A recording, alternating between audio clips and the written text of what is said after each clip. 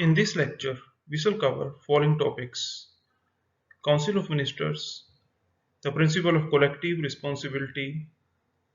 We shall discuss the functions of Council of Ministers and nature of the executive powers. Council of Ministers exercises executive authority in the Republic of India. Council of Ministers consists of union ministers, state ministers, and deputy ministers. A smaller executive body is called Union Cabinet, and it is supreme decision-making authority executive body in India. The Prime Minister shall be appointed by the President, and other ministers shall be appointed by the President on the advice of Prime Minister. According to Constitution of India, total number of ministers in the Council of Ministers must not exceed 15% of the total number of members of the Lok Sabha. Ministers must be member of Parliament. Any minister who is not a member of either of the houses of the Parliament, that is, either Lok Sabha or Rajya Sabha, for 6 consecutive months is automatically stripped of his or her ministerial post.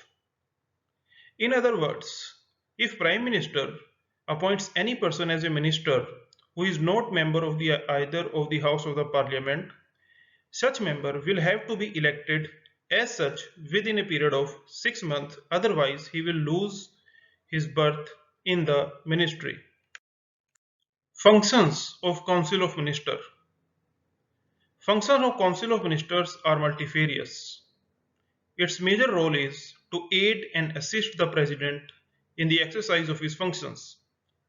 Broadly speaking, the functions of the Council of Ministers can be divided into following categories as discussed below.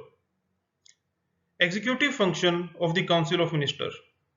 The Indian governmental system, being parliamentary, the powers vested by the Constitution of India in the Indian President are actually exercised by the Council of Ministers.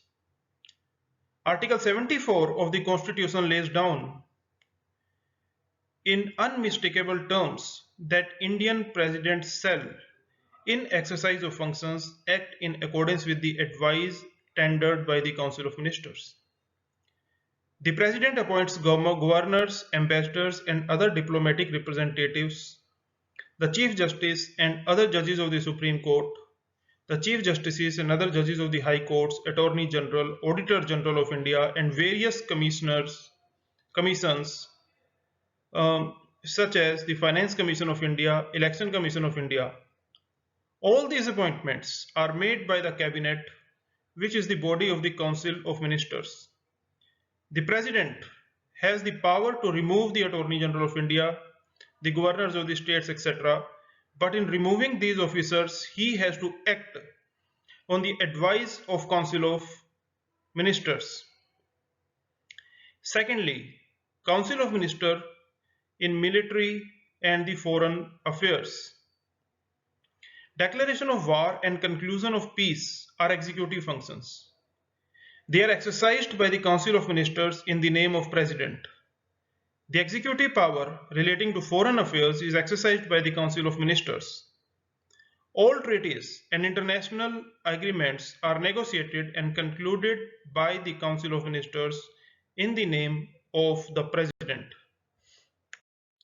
Although performing legislative functions is not the primary function of the Executive or Council of Ministers, however, certain legislative functions are nevertheless performed by the Council of Ministers. The President summons and prorogues the Indian Parliament and dissolves the Lok Sabha House of People. He addresses Parliament and sends messages to it. The addresses and messages are prepared by the Cabinet. It is the Cabinet that prepares the annual budget and supplementary budgets, if any.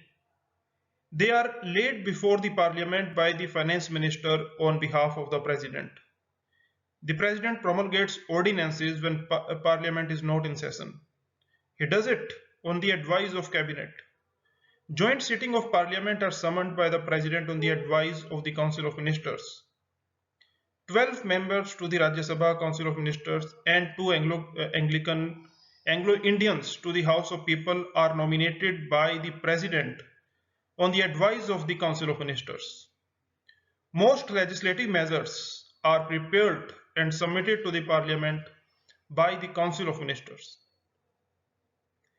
Judicial powers of the Council of Ministers. The President exercises his powers to pardon, reprieve, etc. on the advice of the Council of Ministers.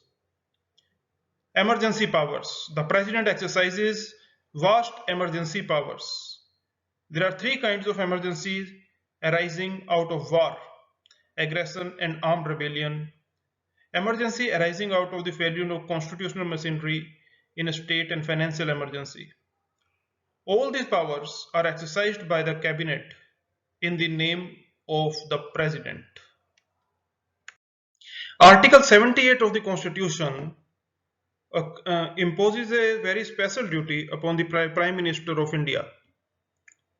It says that Prime Minister shall be duty bound to communicate to the President all decisions of the Council of Ministers relating to administration of the affairs of the Union and proposals for legislations, etc. The details whereof are not material. Article 77 clause 1 prescribes that all executive actions of the Government of India shall be expressed to be taken in the name of the President and shall be authenticated in the manner specified in the rules made by the President. The executive, if enters into any contract with the private citizens, Article 299 provides that such contract shall be in the name of the President. The President issued business rules and have allocated diverse functions to the Council of Ministers, its committees, and officers subordinate to them. Executive powers of the Council of Ministers are residuary in nature. That is, whatever is left after the legislative functions is deemed to be come within the domain of the executive and to be exercised by the Council of Ministers. Executive power is generally described as the residuary which does not fall within the legislative or judicial power. Executive power also partakes of legislative and judicial actions. All powers and functions of the President, except his legislative powers, are executive powers of the Union vested in the President under Article 53, Clause 1. To be exercised with aid and advice of the Council of Ministers. The President exercises his functions except conferred on him to be exercised in his discretion with the aid and advice of the Council of Ministers, as per the business rules allocated among his ministers or committees.